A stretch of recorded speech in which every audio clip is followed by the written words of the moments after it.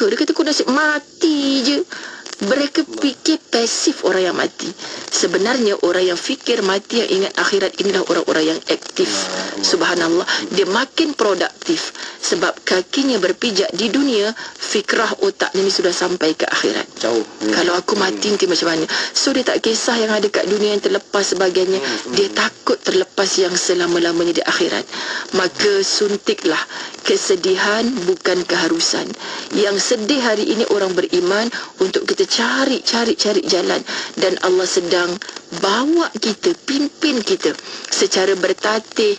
Akhirnya insya-Allah kita boleh berlari saat kita senang ini. Wahai sahabat-sahabat yang ujian dalam bentuk senang, tolong jangan tinggalkan Allah, jangan lupakan Allah, supaya bila kita susah, ya Rab, Allah yang berlari mendekat kepada kita. Kita tak nak sahabat-sahabat yang mata Allah, saat kita senang kita lupakan Allah, saat susah baru kita cari Allah. Sedih ini adalah juga anugerah daripada Allah. Raikan dengan amal ibadah, dan mungkin ini adalah satu titik mula untuk kita mendapat kebahagiaan yang selama-lamanya di akhirat, tempat istirahat bagi orang-orang beriman.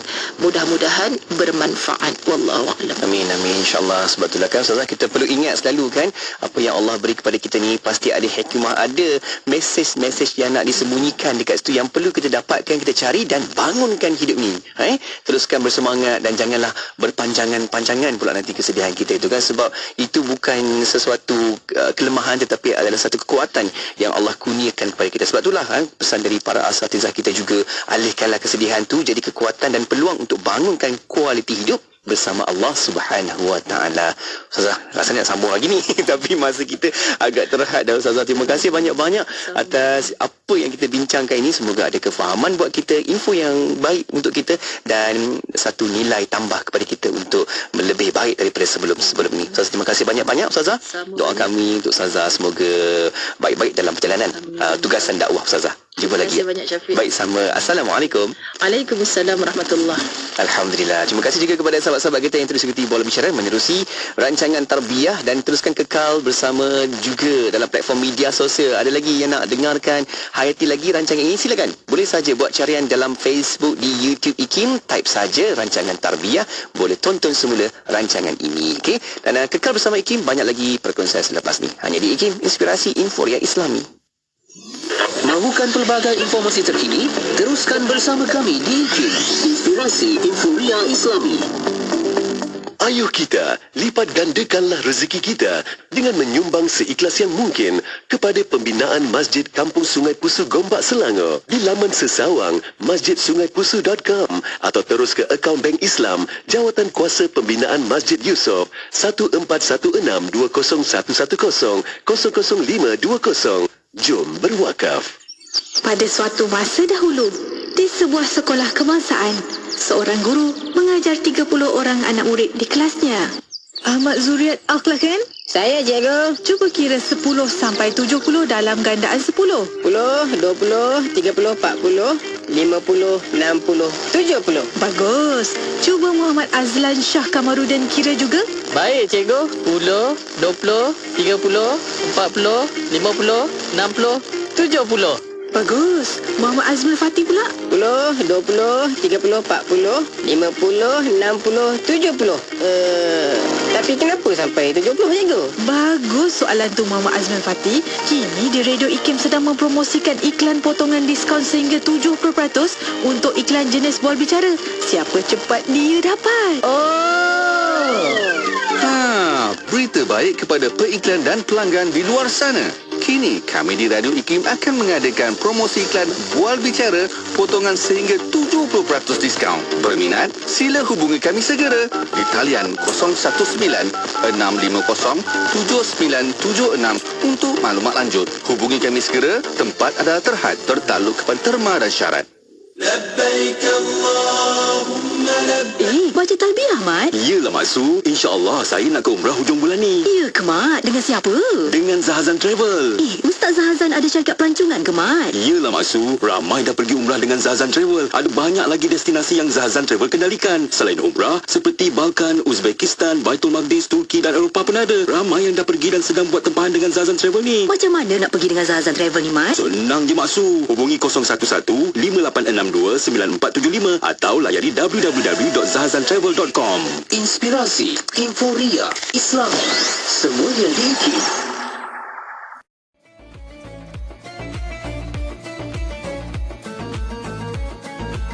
Di sepanjang zaman tidak pernah ada seorang ulama berkata, ya, inilah tafsir ayat-ayat Allah yang saya sampaikan. Jangan lagi mentafsirkan apa-apa tentang ayat Allah melainkan berpandukan tafsir saya. Tidak ada ulama yang menyatakan bahawasanya aktiviti tafsir sudah selesai. Apakah tafsir? Anda menulis midad, mad, anda menulis apa yang anda rasa, apa yang anda faham tentang ayat-ayat Allah pada suasana zaman yang anda hadapi.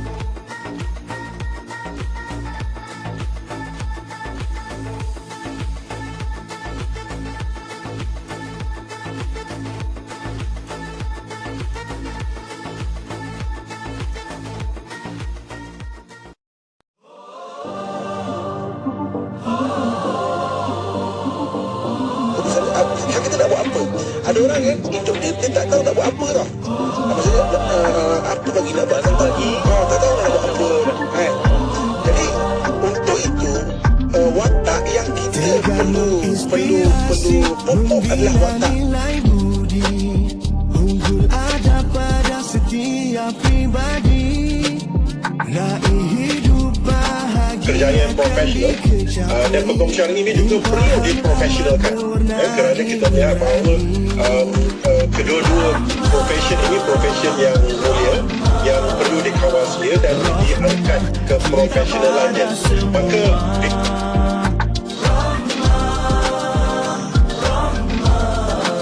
sempurnakan tuntutan akhlak. Tuhan ini maha hebat, maha kuasa, maha perkasa. Jadi Allah Subhanahu Wa Taala tunjukkan kehebatan Allah. Sebab tu kalau orang katakan ini Tuhan,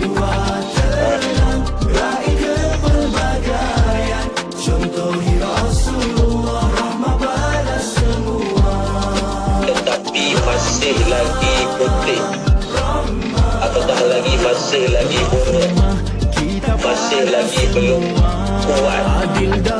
Yang ketiga, buah itu sudah kuat, sudah selamat daripada peluang diberi untuk semua kesaksamaan. Ia memancarkan daripadanya air mata air dan menumbuhkan tumbuh-tumbuhannya dan gunung-gunung dipanjangkannya dengan semua itu untuk kesenangan dan untuk binatang-binatang ternak. Sebarkanlah kasih sayang, sebarkanlah umat, nilai Islam terbina, jiwa tenang, raih kepelbagaian, contohi Rasulullah, rahmah pada semua. Rahmah, sempurnakan tuntutan. Okey, bye.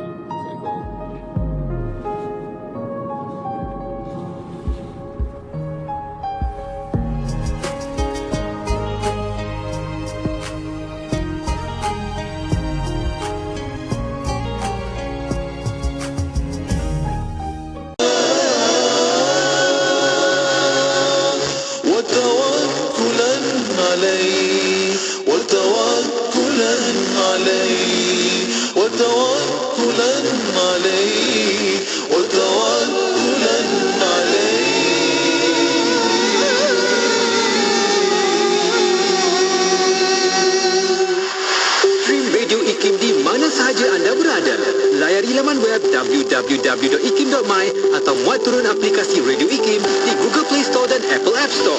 Terkini, Radio IKIM turut boleh didengari menerusi aplikasi Audio Plus dan MyTV mana-mana. Muat turunnya sekarang menerusi Google Play Store, Apple App Store dan Huawei Apps Gallery. Selami ilmu untuk kehidupan kita seharian bersama Syafiq Saleh di Aspirasi 10 hingga 1 hanya di IKIM, Inspirasi Inforia Islami.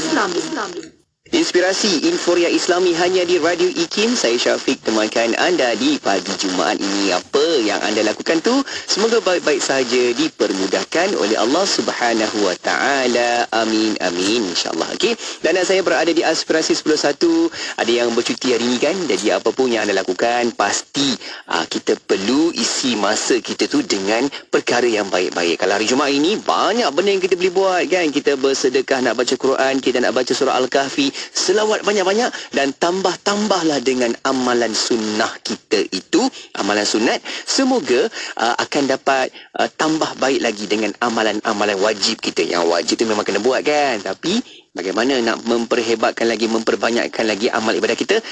Orang kata apa? Top up dengan amalan sunnah itu. Semoga ia dapat memberatkan lagi amalan pahala kita dari Allah Subhanahu Wa Taala. Okey, teruskan semangat dan tenang-tenang saja dalam melayari kehidupan kita ni. Sebab tidak ada pilihan lain dah kepada kita selain kita menjadi kuat.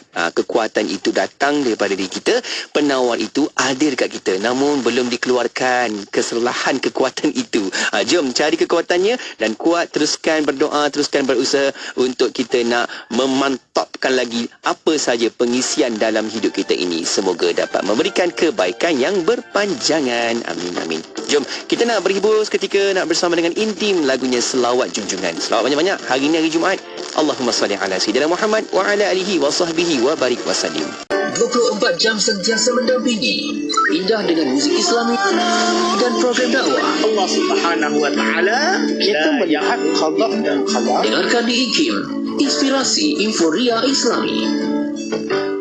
Ini bukanlah cucuk, tapi dengar. Diskaun gila, jangan tak beli. Shipping pantas lagi free. Macam-macam mesti kau jumpa. Komputer, sila aktifkan pakej iklan promosi 2023. Baik Tuan, sila pilih pakej iklan yang Tuan inginkan. Baiklah, iklan beli satu percuma satu untuk semua jenis pakej iklan yang ada di IKIM. Baik Tuan, kami aktifkan. Pakej Rose, beli satu percuma satu aktif. Pakej Daily, beli satu percuma satu aktif. Pakej Target dan pakej Travelling, beli satu percuma satu aktif. Baiklah, terima kasih komputer. Ya, berita gembira kepada semua pengiklan dan peniaga di seluruh Malaysia. Kami di Radio IKIM kini mengadakan pakej iklan mega. Beli satu percuma satu khas untuk anda. Anda beli satu, kami berikan satu lagi pakej iklan secara percuma. Jadi, beli satu, dapat dua. Beli dua, dapat empat. Beli tiga, dapat enam. Tunggu apa lagi? Hubungi kami di talian 019-650-7976 sekarang juga. Ruang iklan adalah terhad, bertakluk kepada permalan syarat. Ikan siakap buah papaya ayuh dimakan dengan berselera. Sekiranya wakaf menjadi budaya, umatkan hidup dengan sejahtera. Amanah Saham Nasional Berhad kini memperkenalkan konsep wakaf terbaru melalui konsep wakaf saham amanah. Menggabungkan dua konsep penting iaitu pelaburan dan wakaf. Ayuh, jangan melengah lagi. Jom berwakaf bersama ASNB untuk pengurusan yang lebih profesional dan telus. Pesanan dari saya, Badli Shah bin Alauddin. Al-Quran adalah pelengkap kepada kitab-kitab yang telah diturunkan sebelumnya kepada nabi-nabi sebelum baginda Rasulullah sallallahu alaihi wasallam. Al-Quran juga adalah mukjizat yang terbesar bagi Rasulullah sallallahu alaihi wasallam untuk menentang fahaman dan cara hidup Arab jahiliyah. Ia merupakan kitab yang menjelaskan hakikat agama Allah yang membawa manusia keluar daripada kesesatan kepada hidayah kebenaran. Bacalah Al-Quran.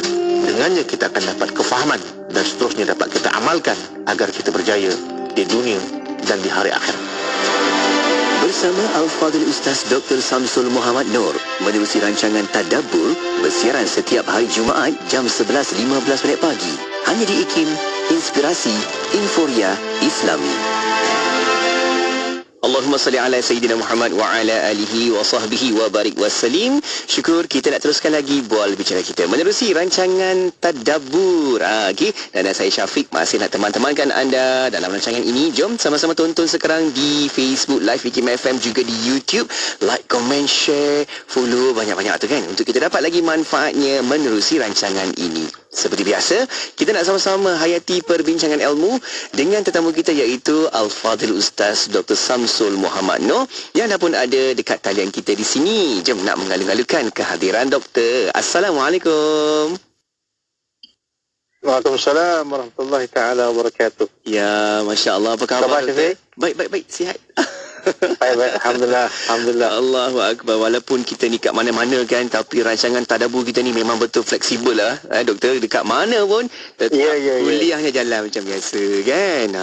Moga baik-baik juga. Saya pun dalam kereta ni. Itulah online saja. Itulah, siapa yang tengah tonton sekarang boleh tengok doktor, dan kita sama-sama berada di situ. Okey doktor, moga baik-baik perjalanan doktor di sana dan semoga dipermudahkan oleh Allah InsyaAllah. Amin. Doktor, jom kita nak sambung lagi tadabbur kita. Pada kali ini nak sambung dalam surah Al-Buruj. Kalau kita tengok dalam surah ini membincangkan tentang gugusan bintang, dan kita bawa sedikit dalam perbincangan kita yang lepas bagaimana Allah kurniakan bintang-bintang di langit itu ada dia punya manfaat dan kegunaannya kepada kita kan. Saya pun keluarlah macam-macam sembang-sembang dengan sahabat-sahabat kita yang mungkin dekat lautan pun nak tengok bintang supaya tahu laluannya, paksinya ke arah mana. Doktor, jom kita nak sambung lagi untuk surah ini untuk kita tadabbur. Silakan. Baik. Bismillahirrahmanirrahim. Assalamualaikum warahmatullahi taala wabarakatuh. Alhamdulillah wassalatu wassalamu ala Rasulillah wa ala alihi wa sahbihi man tabi'alah, amma ba'. Yang dihormati lagi dikasihi DJ Syafiq. Saya doktor. Dan seterusnya kepada para pendengar radio Hakim kita yang dikasihi sekalian. Mudah-mudahan kita sentiasa mendapat rahmat Allah SWT. Amin. Dan insyaAllah kita banyakkanlah berzikir kepada Allah Ta'ala pada hari ini, hari Jumaat. Dan memperbanyakkan selawat kita kepada Nabi SAW, insyaAllah. Dan kita diampunkan Allah Ta'ala. Amin. Dengan berkat Jumaat insyaAllah. Baik. Kita sambung lagi. Pada minggu lepas kita bincang daripada ayat 1 sampai 9. Sekarang kita akan bincanglah daripada ayat 10 tu sampai habislah, sampai ke ayat yang ke-22. InsyaAllah dalam surah Al-Buruj. Jadi kita akan bacakan ayat yang ke-10 sampai ayat yang ke-12 dulu lah. Jadi kita akan sambung ya. A'udzubillahi minasyaitanirrajim. Innal ladzina fatanul mu'minina wal mu'minati summa lam yatubu falahum adzabu jahannam wa lahum adzabul hariq. Innal ladzina amanu wa 'amilus solihati lahum jannatun tajri min tahtiha al-anhar. Dzalika fawzun kabir. Inna batsha rabbika lasyadid. Baik, pada ayat yang ke-10 Allah Ta'ala menyatakan sesungguhnya orang-orang yang mendatangkan ujian kepada orang mukmin lelaki dan perempuan, kemudian mereka tidak bertaubat, maka bagi mereka azab Jahannam dan bagi mereka azab neraka yang sangat membakar. Ayat ke-11, sesungguhnya orang-orang yang beriman dan mengerjakan amal-amal saleh, bagi mereka syurga yang mengalir di bawahnya sungai-sungai, bagi itulah keberuntungan yang besar. Ayat yang ke-12, sesungguhnya azab Tuhanmu benar-benar keras. Baik, ini sebenarnya adalah daripada apa yang dapat kita fahamkan daripada perbincangan kita sebelum ini berkenaan dengan Ashabul Ukhdud, ya? Golongan orang-orang yang diuji oleh Allah Ta'ala. Mereka itu diseksa oleh golongan orang kafir, dimasukkan mereka itu ke dalam satu ruang, satu lubang yang dinyalakan api, dan ditolak mereka itu ke dalam api tersebut. Ya, jadi dalam hal ini kita dah sebutkan kisahnya. Ada beberapa pendapat para ulama. Ada yang mengatakan dia merupakan satu keadaan di Habsyah, di mana orang Islam berjuang untuk menegakkan Islam itu berdepan dengan golongan kaum Nasrani. Pada mulanya mereka menang, tapi kemudiannya mereka kalah, dan kemudiannya dikatakan bahawa bila mereka kalah itu sebagai hukuman, mereka semua dihukum untuk dicampakkan ke dalam lubang yang berapi itu. Ya. Tapi mereka bersabar di atas hal itulah. Ya. Dan ada yang mengatakan ini adalah merupakan kisah daripada kisah pemuda yang beriman dengan Allah Subhanahu Wa Taala, yang mengingkari perintah raja, yang dia tidak dapat dibunuh, tapi akhirnya dia meletakkan syarat kalau dia nak dibunuh, maka hendaklah dipanggil semua daripada rakyat negeri itu untuk menyaksikan syahadah dia. Dan akhirnya rakyat negeri itu telah mengucapkan syahadah dan akhirnya mereka telah masuk ke dalam agama Allah Subhanahu Wa Taala dan dengan pengorbanan pemuda ini semuanya mengucapkan syahadah dan akhirnya mereka dihukum dengan dicampakkan mereka ke dalam lubang yang berapi sebagaimana disebutkan dalam riwayatnya. Jadi ini ada beberapa pendapat tentang Ashabul Ukhdud ini. Dan Allah menyatakan bahawa sesungguhnya orang yang mendatangkan cubaan ini itu golongan orang kafir yang mereka itu nak memusnahkan orang beriman ni. Kalau mereka tak bertaubat, maka mereka pasti akan mendapat ujian yang sangat besar. Ya. Jadi kalau kita tengok Syafiq, daripada apa yang telah kita baca ni, apa yang berlaku di Gaza sekarang ni sebenarnya benda tu dah berlaku awal lagi. Allah dah sebut dalam Al-Quran pun, ya, bahawa pembunuhan orang Islam ni memang dilakukan daripada zaman berzaman. Ya. Orang-orang kafir tidak akan senang hati di atas apa yang dicapai oleh umat Islam, khususnya terhadap agama mereka. Ya, dan mereka akan dibunuh, mereka akan diseksa. Dan di situlah sebenarnya Allah nak menjelaskan bahawa sesungguhnya benda ini sentiasa berlaku. Ya, sentiasa berlaku. Dan kita akan melalui apa yang kita katakan sebagai laluan, ya. Kita kejap kita menang, kejap kita kalah, ya. Kejap nanti kita akan mendapat kejayaan, lepas tu kemudian kita akan dikalahkan pula. Dan itu adalah merupakan sunatullah dalam perjuangan menegakkan agama ni. Ya. Jadi, wa tilkal ayyami wudaduluha bainan nas, Allah Ta'ala telah memutarbalikkan hari-hari ini di kalangan manusia. Ada kalanya kita menang, ada kalanya kita kalah. Dan bila mana kita dalam keadaan yang kalah, kita akan berharap dan kesan kekalahan tersebut, kita diseksa dengan siksaan-siksaan yang berat. Cuma Allah menyatakan di sini untuk orang yang bersabar, bagi orang beriman dengan ujian Allah Ta'ala ni, mereka akan diberikan dengan syurga, yang di bawahnya itu ada sungai-sungai yang mengalir. Jadi ini satu apa kita katakan, satu janji Allah Subhanahu Wa Ta'ala, ya, atas pengorbanan yang dilakukan oleh para pejuang agama ni. Ya.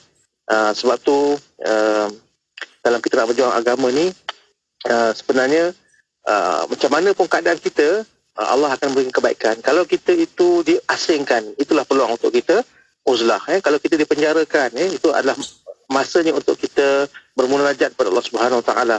Kalau kita dibuang negeri, itulah masanya untuk kita berjalan ke negeri orang. Kan? Dan kalau kita dibunuh, itulah syahid untuk kita. Jadi orang yang berjuang pada Allah Taala ni, apa pun keadaannya, akan ada keberuntungan di sisi Allah Taala. Ya. Jadi ini kita katakan sebagai sesuatu yang menjadi lumrah dalam kehidupan kita. Ya. Bahawa kita akan diuji. Dan Allah menyatakan, hasiban nas an yatraku yaqulu amanna fa hum la yuftanun. Apakah kamu mengatakan sesungguhnya kamu itu beriman lagi kamu tak diuji?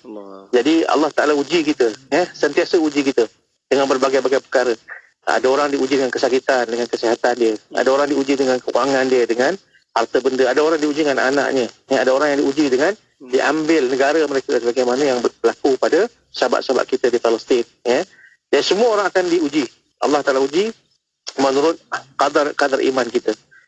Dan di situlah sebenarnya kita akan dapat ganjaran yang setimpal di sisi Allah Ta'ala. Dan pastinya Allah Ta'ala tidak memukil janji. Innaka la tukhliful mi'ad. Allah Ta'ala tidak akan memukil janjinya. Pasti Allah Ta'ala akan menunaikan janji. Dalam Al-Quran dapat kita faham ni, Allah mengatakan semua orang beriman dan mengerjakan amal yang saleh, bagi mereka syurga yang mengalir di bawahnya sungai-sungai, dan itulah keberuntungan yang sangat besar, kan? Jadi ini satu perkara yang Allah janjilah untuk kita yang berjuang pada Allah Ta'ala ni, untuk kita itu sentiasa meletakkan Allah Ta'ala itu sebagai tujuan dan matlamat kita, Rasul itu sebagai ikutan kita, agama ini sebagai jalan hidup kita.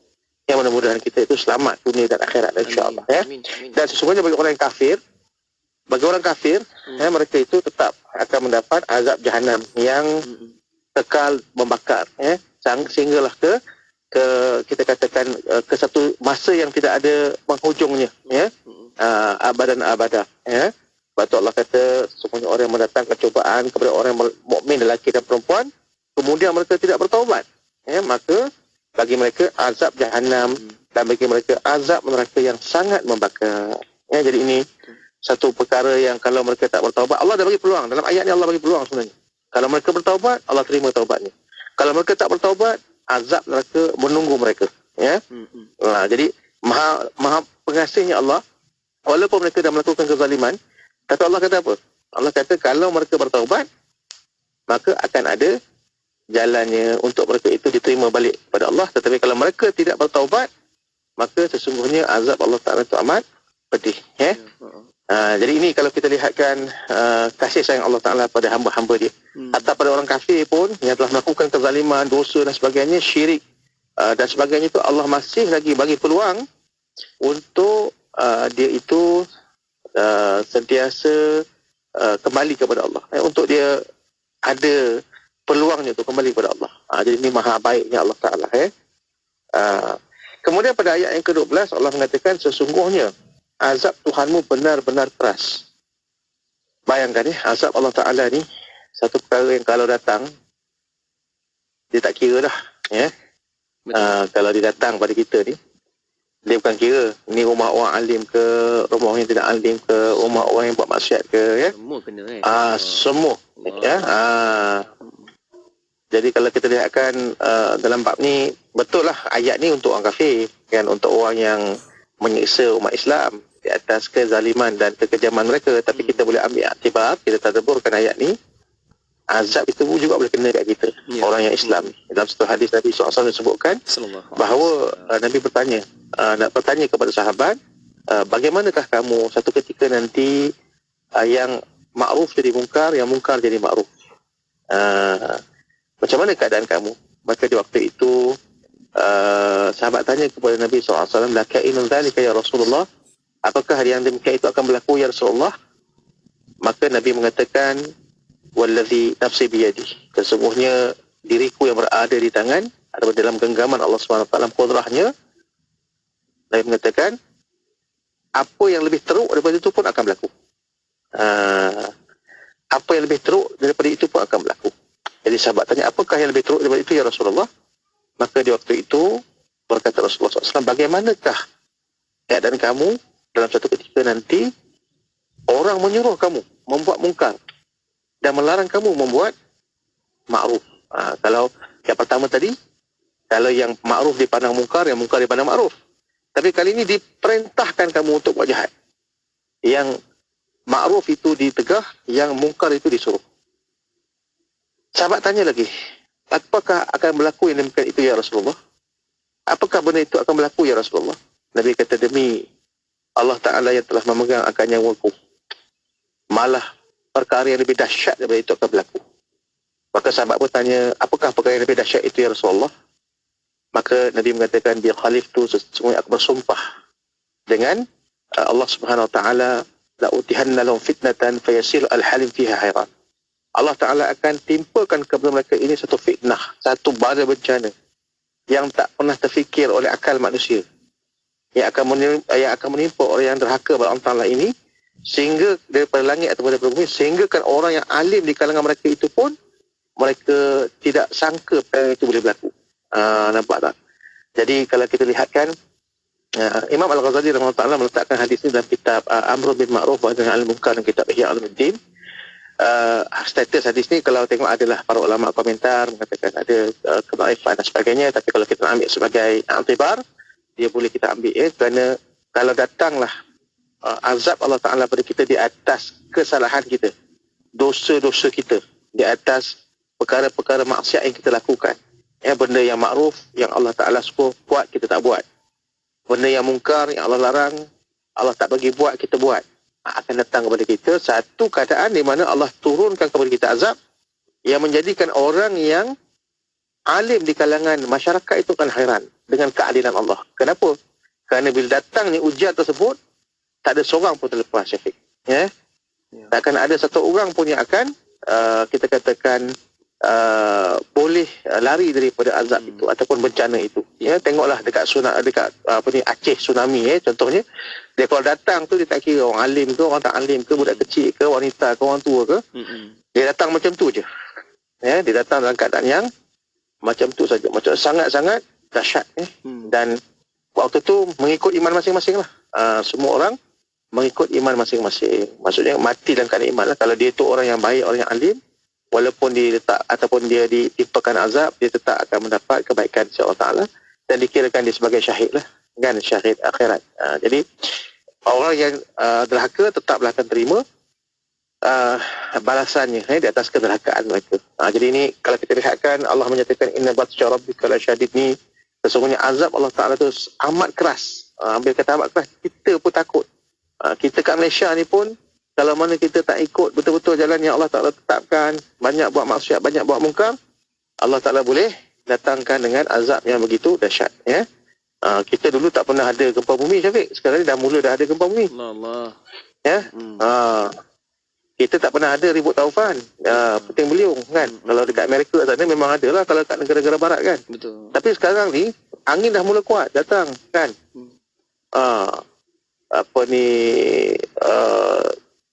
Kita punya angin pun boleh menerbangkan kata apa, bumbung. Semalam saya kat Dungun, memang datang angin tu waktu hujan, dia menerbangkan bumbung rumah setempat, ya. Memang terbang betul, kan. Maksudnya benda tu dah boleh datang pada kita. Kalau kita tak betul-betul fikirkan, ya, bahawa azab Allah Ta'ala tu boleh datang bila masa je, kan. Kita pun sebenarnya boleh didatangkan, ditimpakan azab disebabkan kemungkaran yang berlaku. Sebab tu bila kita melihat kemungkaran, kita melihat maksiat, kita kena tegur, kan. Kita kena hindarkan dia, ataupun kita kena perjuangkan agar benda tu jangan ada dalam masyarakat kita. Sebab benda ni, maksiat, mungkar ni, kalau benda tu ada kat dalam masyarakat kita, kadang-kadang memanglah kita kata kita tak buat, tapi bila kita duduk dalam masyarakat, kita redha dengan perkara tu, kita pun termasuk juga dalam golongan orang-orang yang akan ditimpakan akan bencana kalau bencana Allah Ta'ala tu, azab Allah Ta'ala tu turun, ya. Jadi benda tu yang kita kena perhatikan, ya. Walaupun dalam konteks ayat tadi kita katakan tadi, Allah kata azab Allah Ta'ala tu amat pedih tu untuk orang-orang yang menyiksa umat Islam. Tapi kita sebagai orang Islam yang ada panduan, ada iman ni, bila kita tengok ayat ni, bukan takat orang kafir je, kita sendiri pun boleh diturunkan azab oleh Allah SWT. Jadi kita kena beringat-ingat lah, kan. Hari ni kita kata mungkin kita nampak semangat untuk membela agama tu kuat bila terjadinya isu Palestin ni. Tapi jangan lupa kita semangat satu bab, tetapi yang paling penting adalah amalan diri kita. Jangan kita cerita Palestin duk pakai warna hijau, kan, ataupun kita kibarkan bendera Palestin tapi semayang kat masjid nak nampak muka seminggu sekali pun susah, kan.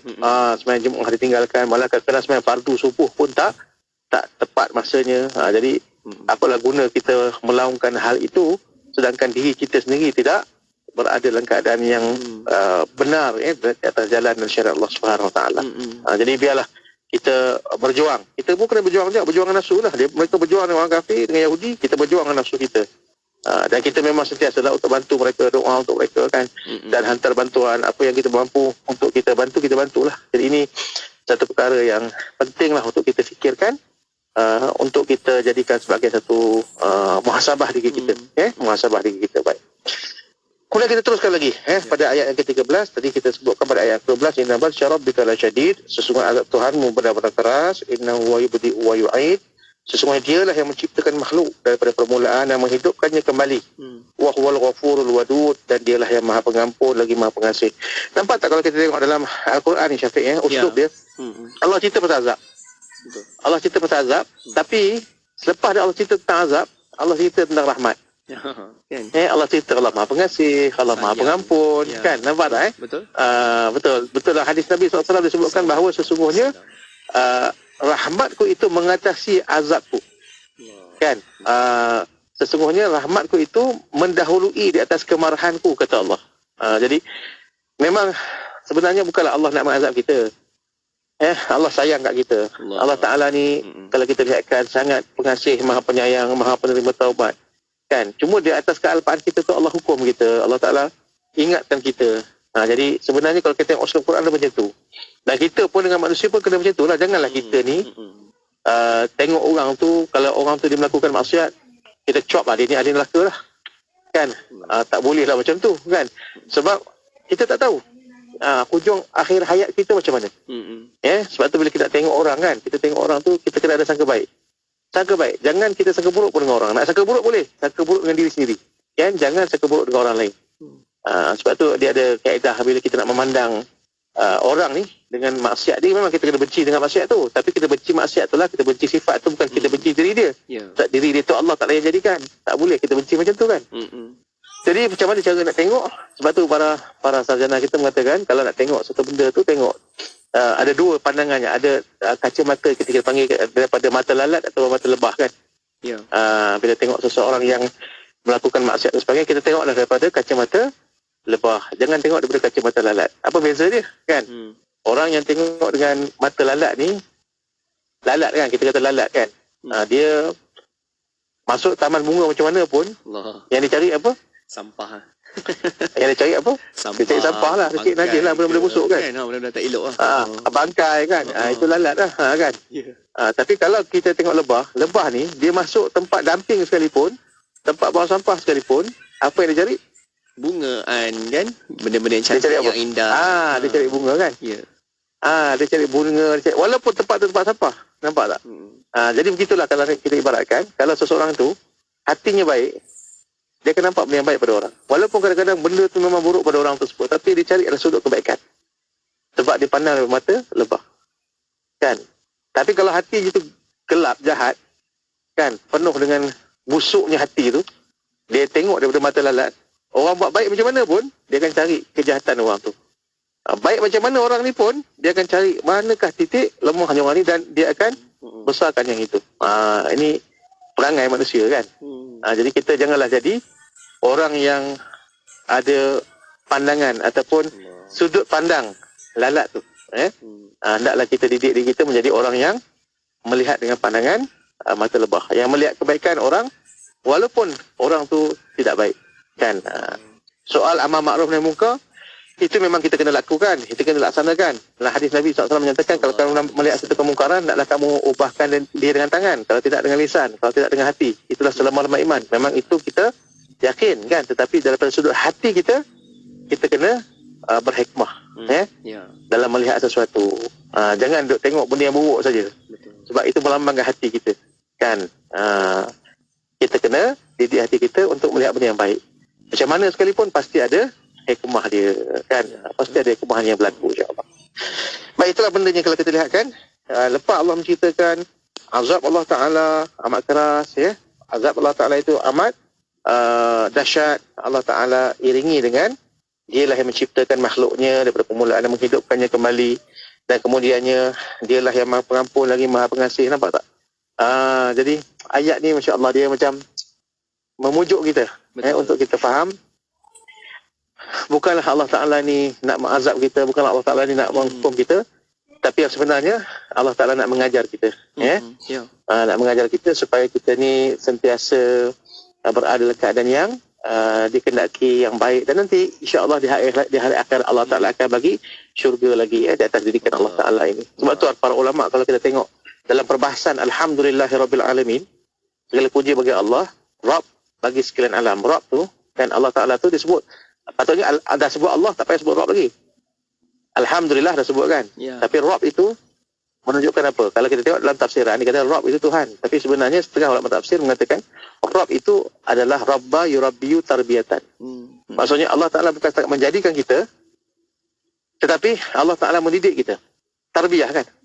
Tarbiyah. Jadi Alhamdulillahirabbil alamin, Rabb itu bermaksud Allah mentarbiyah kita. Ikmalu syai' ila syai', menyempurnakan sesuatu benda itu kepada kesempurnaan dia. Jadi Allah Ta'ala jadikan kita bukan setakat jadi saja, tapi Allah Ta'ala jadikan kita, Allah Ta'ala didik kita supaya kita ini menjadi hamba-hambanya yang beriman dan beramal soleh dan mempunyai akhlak yang baik. Dan Allah pastikan kita itu sentiasa meningkat kebaikan kita itu daripada masa ke semasa. Sebab itu dia mendatangkan kepada kita ujian. Sebab ujian itu mematangkan kita, dia menghapuskan dosa kita, dan juga dia akan meningkatkan derajat kita di sisi Allah Subhanahu Wa Taala. Jadi ini kita kena faham daripada sudut perspektif pandangan ketuhanan terhadap penciptaan makhluk ni. Jadilah yang maha pengasih, dia maha pengampun. Dan pada ayat yang ke-15 Allah nak menceritakan Zul Arshil Majid, dan Allah Ta'ala itu mempunyai arasy yang maha mulia. Betul. Fa'alul lima yurid, ya, dan maha kuasa, dia berbuat di atas apa yang dikehendaki olehnya. Nak menunjukkan apa? Allah Ta'ala dia menjadikan arash yang begitu besar. Allah menguasai arash. Tapi ketahuilah rahmat Allah lebih besar daripada itu. Rahmat Allah Ta'ala lebih besar daripada arashnya. Rahmat Allah Ta'ala lebih besar daripada langit dan bumi. Rahmat Allah Ta'ala itu lebih besar daripada apa yang dapat kita gambarkan.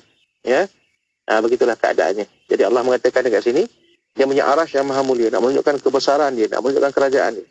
Tapi pada itu rahmat Allah itu lebih besar daripada arash Allah. Dan dia berkuasa untuk melakukan apa sahaja. Fa'alul lima yurid. Allah Ta'ala itu boleh buat apa sahaja yang dikehendakinya. Baik, kemudian Allah bertanya lagi, hal ataka hadithul junud?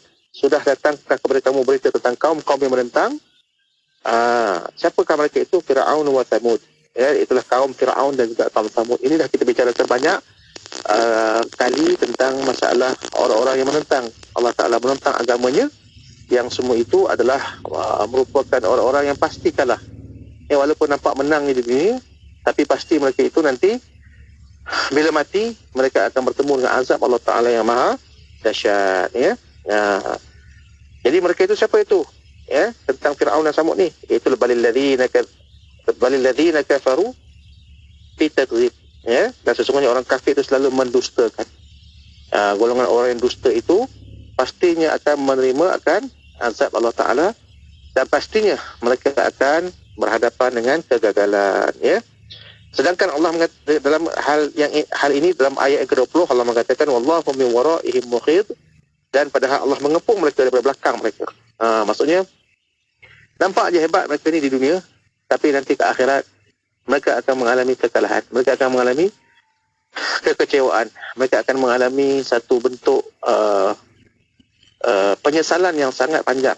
Ya, walaupun di dunia mereka berseronok, ketawa, bergembira dengan menganiaya umat Islam dan juga orang beriman, tapi pastinya di hari akhirat nanti mereka akan menerima azab yang berpanjangan yang menyebabkan kekecewaan dan penyesalan yang tidak ada kesudahannya. Itulah mereka. Ya, malah Allah mengatakan wallahu min waraihim muhit, padahal Allah mengepung mereka daripada belakang mereka. Mereka nak mempermainkan agama Allah, tapi Allah SWT lebih bijaksana dalam mengatur kekecewaan mereka. Wa makaru maqallah wallahu khairul makirin. Mereka nak bermain ataupun nak menipu daya Allah, Allah lebih pandai untuk menipu daya mereka, dan Allah Ta'ala lah yang menciptakan segala tipu daya itu. Ya. Dan akhir sekali pada ayat ini Allah menjelaskan bal huwa Qur'anul Majid, ya, dan sesungguhnya bahkan yang didustakan mereka itu Al-Quran yang mulia di Lauhin Mahfuz, yang tersimpan dalam Lauh Mahfuz. Nak memberikan ibarat kepada kita, mereka ini berdusta di atas agama Allah Ta'ala, tapi sikit pun benda itu tidak memberikan kecacatan kepada Allah. Quran tetap terpelihara, Nabi tetap mulia, orang-orang mukmin walaupun mereka itu membunuh mereka, tetap akan diberikan kebaikan kepada mereka. Orang-orang yang beriman kepada Allah tetap diangkat darjat mereka. Jadi sebenarnya apa yang mereka lakukan itu hanyalah sekadar benda-benda yang bersifat sementara sahaja, yang tidak berikan kesan di akhirat kelak, ketika mana kehidupan ini dibuka untuk mereka itu hidup secara kekal abadi di sisi Tuhan mereka, dan terhinalah mereka di sana nanti di hari akhirat. Jadi mereka nak menghina agama Allah Ta'ala, tapi Allah kata apa? Allah kata bal huwa Qur'anul Majid fi Lauhin Mahfuz. Bahkan Quran itu adalah merupakan sesuatu yang telah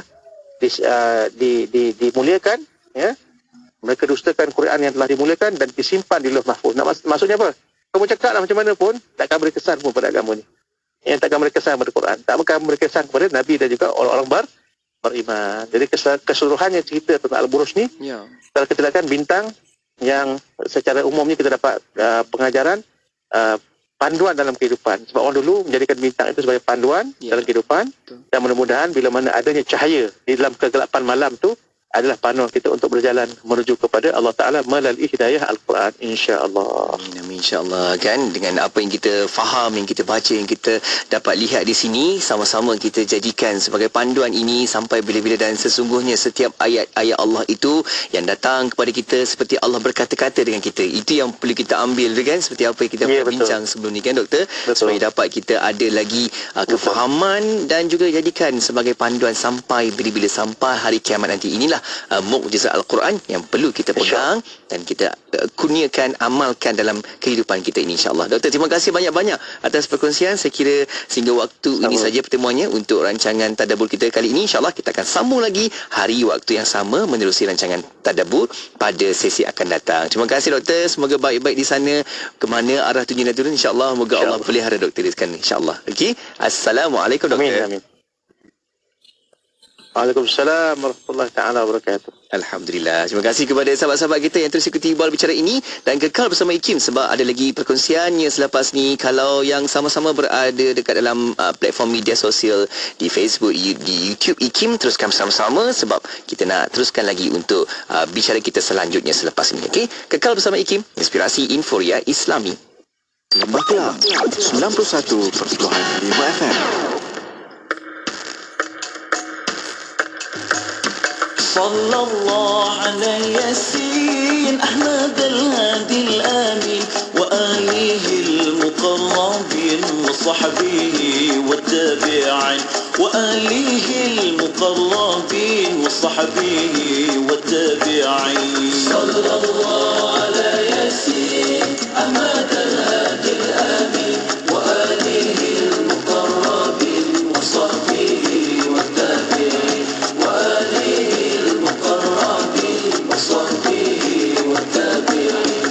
سلمنا والمسلمين بعدنا من عذابك سلمنا والمسلمين بعدنا من عذابك جنبنا من الشيطان قربنا إلى الرحمن جنبنا من الشيطان قربنا إلى الرحمن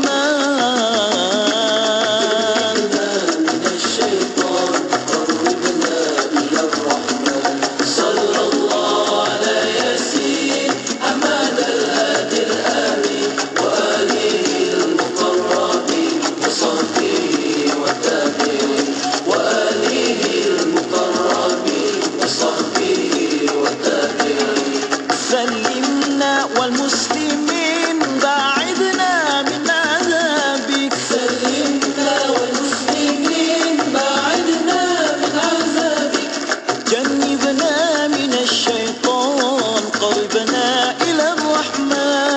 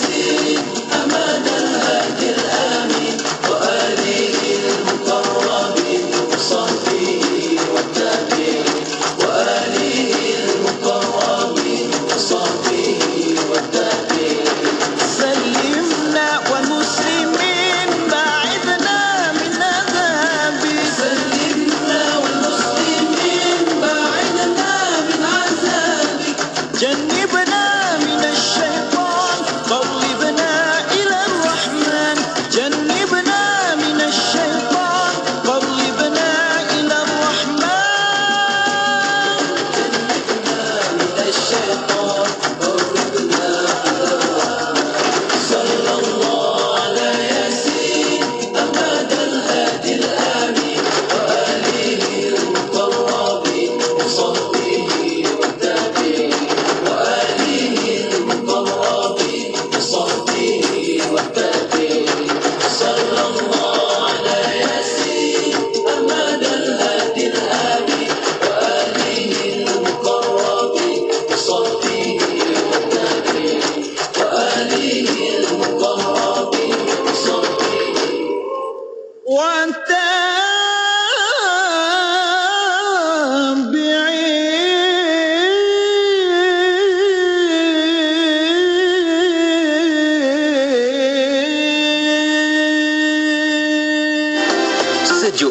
ibu.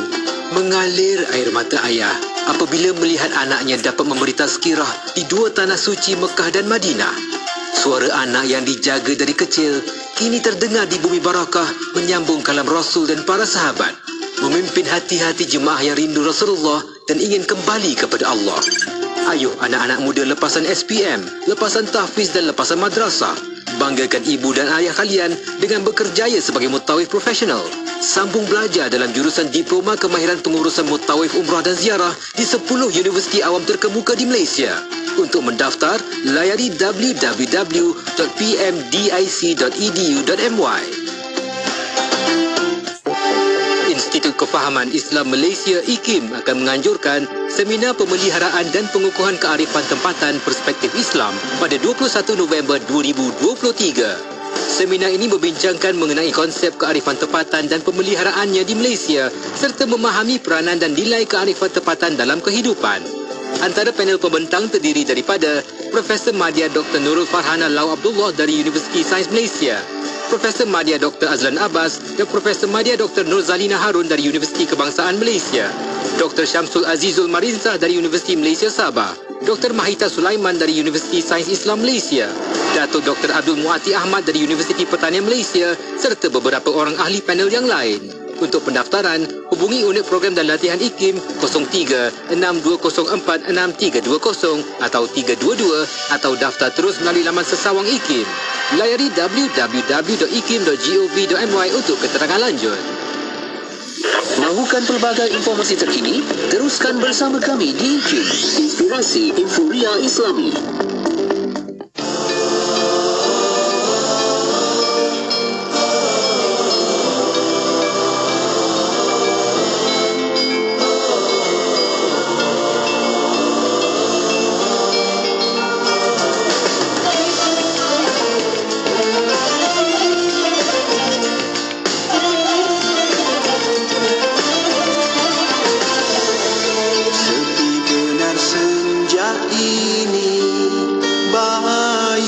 Semilir menganak ombak kecil, jalur ufuk pula mengemas terang kapal dan layar terkapar. Mengapa nantikan senja, baru kan terdetik pulang ke pengkalan. Kusan malam menghampiri, ku tewas di lautan.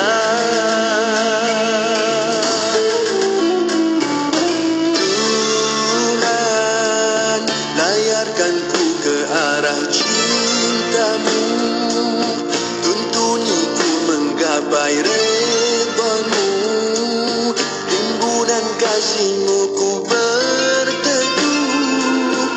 kepadamu ya Tuhan.